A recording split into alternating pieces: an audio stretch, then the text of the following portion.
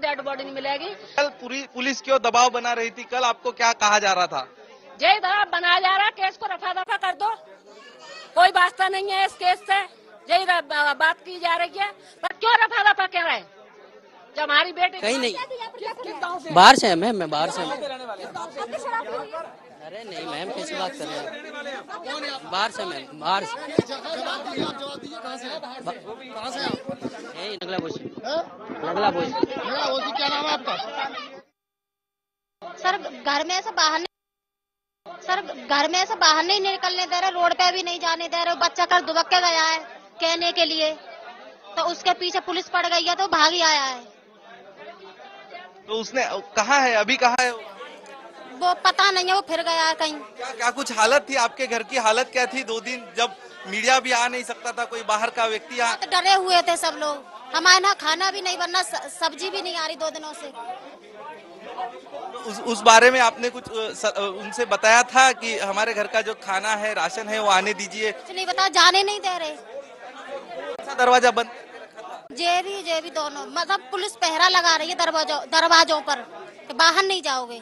और पुलिस के अधिकारी क्या कह रहे थे? घर आकर पुलिस के अधिकारी क्या कह रहे थे? डरा धमका रहे थे, जबरदस्ती साइन करवा लें लोगों पे। कहाँ पर साइन करवा ली जबरदस्ती? पता नहीं, इन लोगों को पता है। एसआईटी की यहाँ पे निष्पक्ष जांच चल रही थी और जो परिवार हैं या जिनसे भी एसआईटी को उचित लगा, उनके बयान इत्यादि साक्ष्य वगैरह पे कार्रवाई हो रही थी और किसी तरह का उसमें कोई इंटरफेरेंस ना हो, उसमें कोई हस्तक्षेप ना पड़ पाए और जांच निष्पक्ष रूप से हो, इस वजह से पिछले 2 दिन से सभी की अंदर आने की एंट्री पे रोक लगा दी गई थी, जिसमें मीडिया को भी बंधुओं पर भी रोक थी। अब चूंकि वो प्रोसेस कंप्लीट हो गई है या पार्शियली कंप्लीट हो गई है, तो आज सुबह से मीडिया के ऊपर किसी तरह की रोक नहीं है। थेट पुन्हा एकदा जाणार आहोत आपले प्रतिनिधी अक्षय कुडकेलवार यांच्याकडे। अक्षय, पीडितेच्या कुटुंबाकडून पुन्हा एकदा म्हणजे दुसऱ्यांदा पुन्हा पोस्टमॉर्टमची मागणी होऊ शकते अशा भीतीने कुठेतरी घाईघाईत अंत्यसंस्कार पीडितेवर करण्यात आले असंही म्हटलं जातं आहे। काहीतरी लपवण्याचा किंवा काहीतरी झाकण्याचा प्रयत्न या ठिकाणी होतो आहे। त्या ठिकाणच्या स्थानिक प्रशासनाकडून, पोलिसांकडून असा थेट आरोप करण्यात आलेला आहे।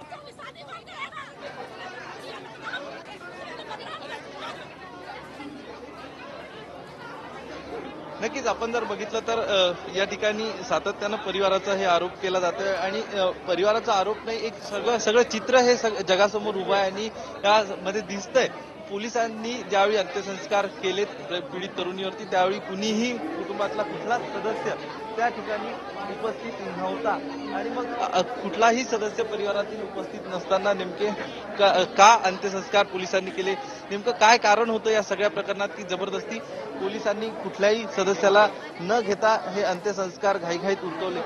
इतर काही लोकांशी आपण बोलण्याचा प्रयत्न करणार आहोत। आप मुझे बताइए मैम, जो कुछ 2 दिन से लगातार आपके घर में पुलिस थी, लगातार 2 दिन से पुलिस थी आपके घर में? कल नहीं आई पुलिस, कल बिल्कुल नहीं आई। सुबह से शाम तक हम लोग देखते रहे तो कोई नहीं आया। लेकिन पीड़ित जो आपकी बेटी थी, उनके पापा को लगातार पुलिस और यहाँ के जो प्रशासकीय लोग हैं वो ले जा रहे थे। कल नहीं ले गए थे, कल कोई नहीं गया, सब अंदर ही थे। डर की परिस्थिति बनी है आपके घर में? सब डरे ही हुए हैं, डरा के रखा है तो डरे ही हुए हैं सब। कैसा डरा के रखा है? क्या कुछ कहा गया था? क्या आपको धमकियां दी गई थी? क्या हुआ था? छोटे मोटे थानेदार तो ऐसे कोई कुछ नहीं बोल रहे हैं, ये बड़े बड़े लोग ही आके बोल रहे थे। क्या बोल रहे हैं? आपण बघतोय या सगळ्या प्रकरणात परिवारातील सदस्य अत्यंत भीतीच्या वातावरणात आहे आणि त्यांच्याकडनं भीतच प्रतिक्रिया दिल्या जात आहेत। इतर काही लोकांशी आपण बोलण्याचा प्रयत्न करूयात। नेमकं पीडित तरुणीच्या आईच्या आपण प्रतिक्रिया जाणून घेण्याचा प्रयत्न करतोय, मात्र या ठिकाणी नातेवाईकही पहिल्यांदाच आले आणि यासोबतच नातेवाईकांसोबतच आज पहिल्यांदाच माध्यमाचे प्रतिनिधी आहे त्यांची नेमकी प्रतिक्रिया जाणून घेण्यासाठी आले। त्याचमुळे मोठी गर्दी आपण पीडित तरुणीच्या घरी या सगळ्या संदर्भात दिसून येते आपल्याला। अक्षय पुन्हा येऊच तुमच्याकडे. एक महिला नातेवाईक पीडितेची जी आहे तिने काय प्रतिक्रिया दिलेली आहे ती आपण ऐकणार आहोत. 2 दिन उस दिन परसों तक काफी लोग थे, रात को 11-11 बजे जा रहे हैं. कल जैसा यहाँ से कुछ बात जब सामने जाती है मीडिया की तो कल तो नहीं आए थे कोई, ये बात सच है. हाँ, कोई यहाँ से जरा सा कुछ कोई हम अपनी बात को कैसे पहुंचाए तो माध्यम तो मीडिया ही होता है ना, अपना उस हिसाब से बात को पहुंचा सकते हैं. किसी से बात भी कर रहे हैं तो भी डर लग रहा है कि कोई आगे प्रॉब्लम ना खड़ी करें. सुरक्षित महसूस कर रहे हो आप अपने ही घर में, अपने गांव में? बिल्कुल कर रहे हैं, असुरक्षित महसूस. बच्चों को देखो आप, एक एक को मैं बुला के पूछवा सकता हूँ क्या महसूस कर रहे हैं. जरा सी बच्ची ये वो तक कह रही थी कि मुझे भी डर लग रहा है, तो उस जरा सी बच्ची की भी बात तो सुन सकते हैं कम से कम. वो भी उस दिन कह रही थी, बड़े बोल रहे हैं तो वो भी कह मुझे भी डर लग रहा है. तो क्या हो सकता है अब आप जान सकते हैं. डीएम, यहाँ के जो डीएम है उन्होंने आपके घर के सदस्य के साथ मारपीट की, इस प्रकार का बयान कल आपके घर के एक बच्चे ने आकर हमारे मीडिया कर्मियों के पास दिया. क्या वो सच है? क्या दबाव बना रहे थे आप पर? दबाव तो काफी था, समझा रहे थे हर तरह से. किस चीज के लिए समझा रहे थे? वही कि अरे अब जो हो गया बॉडी तो हम नहीं ला के दे सकते हैं. बहुत से उन्होंने सामने बातें बताई कि अगर ये बॉडी अगर बच्ची कोरोना से मर जाती तो आपको मुआवजा मिल पाता क्या. तो क्या हम ये मुआवजा लेने के लिए बैठे हैं क्या, भूखे कि सब करवाते रहे हैं सर, मुआवजा लेते रहे हैं. तर ही पीडितेच्या घरातली दृश्य आपण पाहतो आहोत. माध्यमांना अखेर आता त्या ठिकाणी प्रवेश देण्यात आलेला आहे, गावात प्रवेश देण्यात आलेला आहे. उत्तर प्रदेशच्या हाथरसमधून ही दृश्य.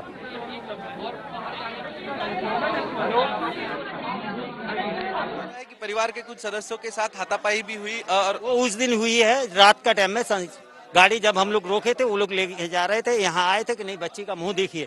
मतलब नहीं, हमारे दरवाजे पर बच्ची आना चाहिए. हाँ, जिसे हिंदू रीति रिवाज के हिसाब से हम दाह संस्कार करें.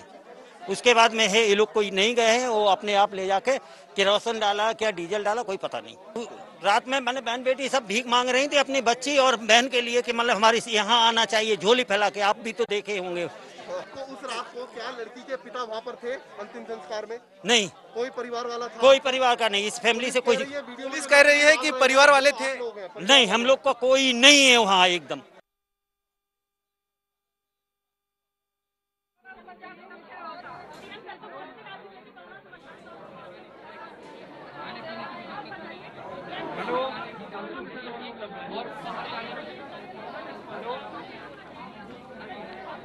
तर आपण आत्ता जे पीडित तरुणीचे कुटुंबीय आहेत त्यांच्यापैकी काहींशी संवाद साधलेला आहे. तर त्यांनी जे सांगितलेलं आहे की या संपूर्ण 2 दिवसात आमच्यावर प्रचंड प्रमाणात दबाव टाकण्यात आलेला आहे. दबाव आमच्यावर सातत्यानं टाकला गेला. या ठिकाणी अगदी नातेवाईकांना सुद्धा आमच्या घरी येऊ दिलं जात नव्हतं. नातेवाईकांनाही आम्हाला भेटू दिलं नाही. आमच्या या संपूर्ण कुटुंबापैकी काहींना मारहाण झालेली आहे. काही नातेवाईकांना मारहाण करण्यात आली. ती का करण्यात आली, कशासाठी नातेवाईकांना मारहाण झाली, हा प्रश्नही पीडितेच्या कुटुंबियांनी उपस्थित केलेला आहे. थेट पुन्हा एकदा जाणार आहोत आपले प्रतिनिधी अक्षय कुडकेलवार यांच्याकडे.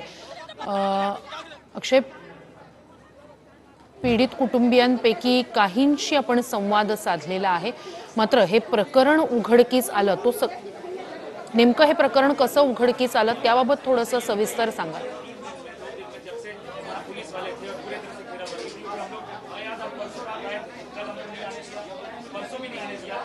नाही, आपण जर बघितलं तर हे या सगळ्या प्रकरणामध्ये 14 सप्टेंबर रोजी पीडित तरुणी तिच्या आईसोबत शेतात गेली होती आणि त्यानंतर अचानक ती शेतात गवत कापण्याचं काम सुरू होतं. आपण शेत पण दाखवलं, मोठ्या प्रमाणात त्या ठिकाणी बाजऱ्याचं शेत आहे आणि ती ज्यावेळी त्या ठिकाणी होती काही वेळासाठी ती त्या ठिकाणावरनं दिसेनाशी झाली आणि त्यानंतर तिचा शोध सुरू झाला. 1 तास आजूबाजूचे सगळे शेत पालथी घातल्यानंतर एका शेतात ती अत्यवस्थ आणि अर्ध बेशुद्ध अवस्थेमध्ये तिच्या आईला आढळून आली आणि त्यानंतर तिच्या आईनी काही स्थानिक लोकांच्या मदतीने तिला आणलं. या ठिकाणच्या रुग्णालयात, अलीगडच्या रुग्णालयात भरती केलं. त्यानंतर अलीगडच्या रुग्णालयात भरती केल्यानंतर दिल्लीच्या सफदरजंग हॉस्पिटलमध्ये रुग्णालयामध्ये तिला भरती करण्यात आलं. असं एकूण हे सगळं प्रकरण झालं. मात्र त्याच असंही सांगितलं जातं की जे सिव्हिल हॉस्पिटल आहे अलीगडचं त्यांच्या सांगण्यानुसार तिला एम्समध्ये भरती करणं गरजेचं होतं, मात्र तसं नव्हता. सफदरजंग रुग्णालयामध्ये भरती करण्यात आलं आणि आता त्या तरुणीचा मृत्यू झाला. मृत्यू झाल्यानंतरही पोलिसांनी काय केलं हे सगळ्या जगाने बघितलं आणि आता आज त्यांच्या घरी अत्यंत परिस्थिती जर बघितली तर बिकट परिस्थिती आहे. भीतीचं वातावरण या सगळ्या कुटुंबामध्ये निर्माण झालेलं आहे. काही प्रतिक्रिया जो पुलिसकर्मी थे, जो अधिकारी आए थे, क्या कहेंगे उनको लेकर? क्या किस तरह का व्यवहार था? वही पता ना भाई, ना कुछ भी ना करो, ना पुलिस वाले ने मारा पीटा, पुलिस वाले क्यों मारेंगे हमें? क्या हमने चोरी करी है? तर बघतोय अतिशय आक्रमक अशा प्रतिक्रिया या संपूर्ण पीडित तरुणीच्या घरच्यांकडून या सगळ्या संदर्भात दिल्या जात आहे. इतरही काही लोकांशी आपण पुन्हा एकदा बातचीत करण्याचा प्रयत्न करणार आहोत. नेमकं काय घडलं हे सगळं बघण्याचा प्रयत्न करणार आहोत. मैम आप मुझे बताइए क्या आज का माहौल क्या है और ये पूरे हालात कब से आपके घर में इस प्रकार बिगड़े और पुलिस क्या दबाव बना रही थी? दबाव यही बना रही है कि आप मतलब पैसा ले लो, ऐसे रफा दफा कर दो केस को, पैसा लो रफा दफा करो इस केस को, पर हमें नहीं चाहिए पैसा, नहीं कुछ हमें मांग चाहिए, हमें अपनी बेटी का न्याय चाहिए. आपसे ये जानना चाहूंगा कि जब आपकी बेटी पर पुलिस ने अंतिम संस्कार कर दिया है तो अब बाकी की जो विधि होती है ये पूरी, क्या उस कोई विधि आपके द्वारा अभी की गई है आपके घर? नहीं हुई है, कुछ भी नहीं हुई है, अभी कुछ नहीं हुआ, अभी कुछ भी नहीं हुआ अभी. ये सब अभी आप परिवार की क्या मांग है, क्या आपको लगता है इस पूरे मामले को लेकर? परिवार की जो मांग है कि उन दरिंदों को फांसी लगना चाहिए, दरिंदों को जिंदा जलाया जाए. हमारी बेटी जिस तरीके से तड़पा के मारी, जिस तरीके से उन दोनों को भी तड़पा के मारा जाए. हमें कुछ नहीं चाहिए, हमें मांग हमारी और कुछ नहीं है. हमें उन्हें सजा दिलाई जाए, उनको हमें न्याय चाहिए, हमें इसके अलावा और कुछ नहीं चाहिए. ये आपके बाजू में जो बैठे हैं वो माँ है उनकी, लड़की की माँ है. माता जी से हम बातचीत करने की कोशिश करेंगे. नहीं है अभी, नहीं है, भयभीत हो गई है. कितनी भीड़ में आप जानते हो माँ के दिल पे क्या बीतती है. माँ कोई बात कर पाएगी इस तरीके से? क्या आप संतुष्ट हैं जांच से? क्या जांच से संतुष्ट है? क्यों कोई हमें मतलब तसल्ली नहीं है इस बात की. आप माँ जी, आप क्या कहना चाहोगे? माँ जी, आपकी हालत हम समझ सकते हैं, लेकिन क्या कहना चाहोगी माँ जी आप? ये दर्द है जो बता रहा है कि वो जांच से बिल्कुल संतुष्ट नहीं है, क्योंकि कहीं न कहीं अभी भी उनको दबाव है.